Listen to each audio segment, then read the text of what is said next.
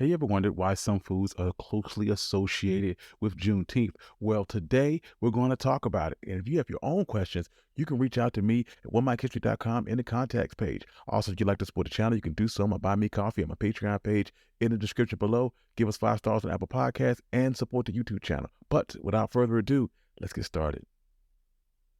Juneteenth is the annual celebration of the emancipation of those that were enslaved in the United States by recalling the day that marked the final liberation of those that were enslaved.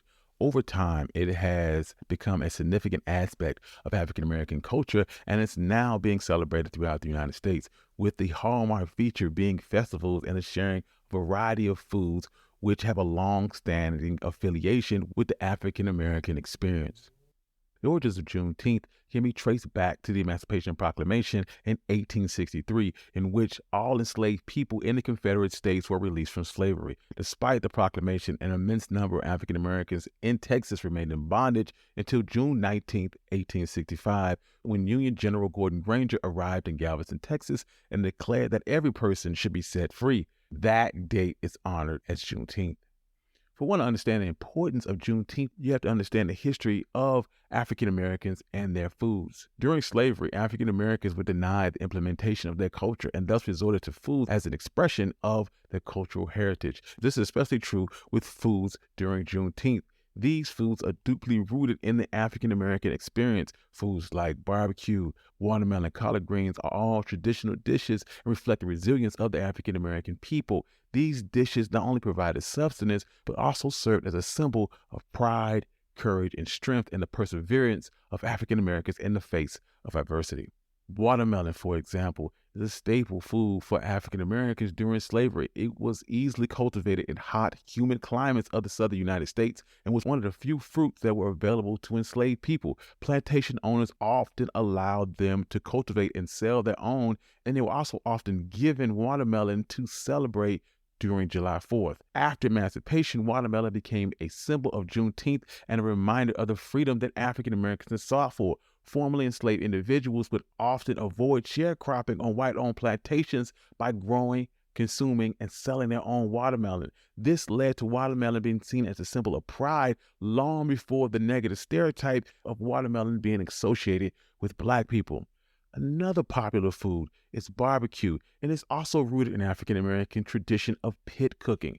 This method involved burying pits of hot coals within which the foods would be cooked. Enslaved Africans arrived in the American colonies as early as the 1600s, and by the 1700s, African Americans were the go-to barbecue cooks. And this type of barbecue is a culmination of African, European, and indigenous meat cooking and seasoning techniques. Enslaved people were responsible for the most difficult and laborious tasks that included digging pits, chopping wood, butchering, and processing and cooking the animals. This is how they were able to learn and perfect their craft over centuries. During that time, any animal could be cooked in a pit. It could be a quartered cow, goat, a possum, a raccoon, or even a sheep. Following emancipation, African Americans moved to various corners of the nation and took their Southern barbecue techniques with them. Subsequently, they continued to use the same cooking techniques while incorporating their own regional ingredients and flavors to the barbecue craft that is now linked to Juneteenth. Collard greens also has a long history of being associated with the experience of enslaved people in the United States. Greens originated in Greece, but it wasn't until the first Africans arrived in Jamestown, Virginia in the early 1600s that America was first introduced to the green leafy vegetable.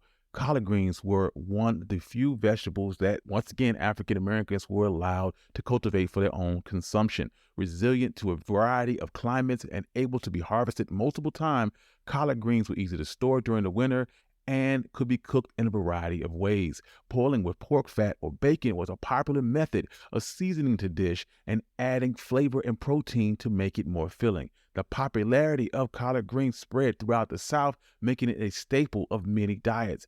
After African Americans' emancipation, their love of greens continued, and they kept handing down their well-developed recipes for greens from one generation to the next. Even white Southerners began eating collard greens and found out what African Americans had known for generations. They were delicious.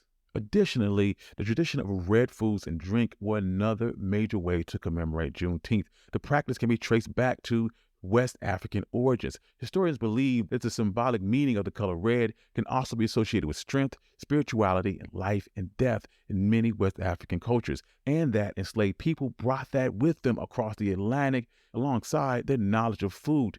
Two West African plants, the kola nut and the hibiscus, were imported to the Caribbean and the Americas during the transatlantic slave trade. Slave owners observed the kola nut being used as an energizer and a digestive or cold remedy, while the hibiscus flowers were steeped to make a reddish purple tea called bissap. When the kola nut was crushed into a powder and then added to water, it created a reddish-brown refreshing drink. The practice of adding red-hue ingredients to make a sweet, palatable drink was common, particularly in the southern United States. After emancipation, Black families often prepared homemade teas and lemonade that were infused with cherries or strawberries or other red fruits. Additionally, they would also preserve these fruits in a syrup made of vinegar or water, which could then be further sweetened and mixed with other beverages. By the late 1880s, food coloring became widely available and was used to create sodas like the Texas-made Big Red, and then carbonated drinks quickly became a popular part of Juneteenth culinary culture.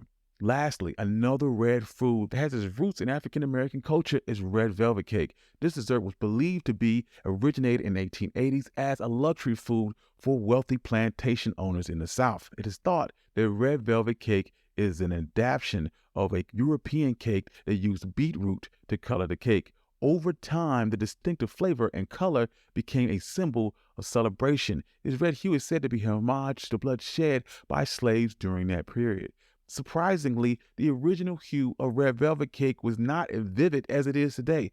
It originally had a reddish-brown tint due to the chemical reaction between the brown sugar, the buttermilk, and the vinegar. Food coloring was later added to the recipe to give it its distinct color, although the exact time and place of its introduction is unknown. But one theory is that red velvet cake made its debut at the Waldorf Astoria in Manhattan in 1959. Another is that a housewife dissatisfied with the color of the cake added red food coloring to the batter. Another theory is that a baker created a vivid red color in order to make a profit from the cake on Valentine's Day.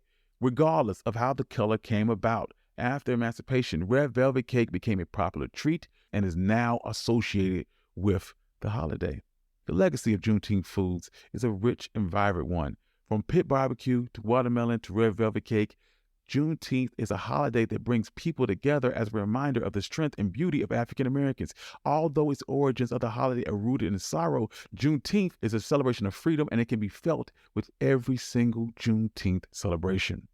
So as you enjoy these foods this holiday, it serves as a reminder of the history behind it and those enslaved Africans who finally achieved the freedom that they deserved. Thank you. I'm your host, Country Boy, and this has been One Mic History. And if you have questions or you just want to leave your comments, like I said, you can do so at onemichistory.com in the contact page. Thank you for listening, and peace.